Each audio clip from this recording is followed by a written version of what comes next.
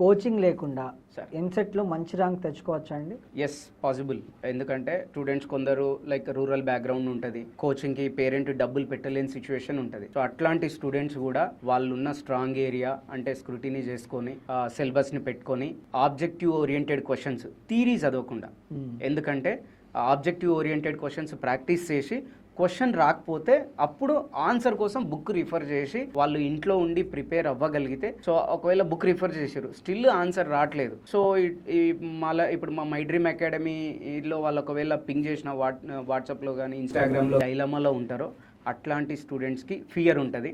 So అట్లాంటి students కూడా number of exams like ఒక 10 మార్క్ టెస్టులు వాళ్ళు అటెండ్ చేశారు, 10 మార్క్ టెస్ట్లో వాళ్ళకి మోర్ దెన్ 100 క్వశ్చన్స్ రైట్ అయినాయి అనుకోండి, ఖచ్చితంగా కాన్ఫిడెంట్ బిల్డ్ అవుతుంది.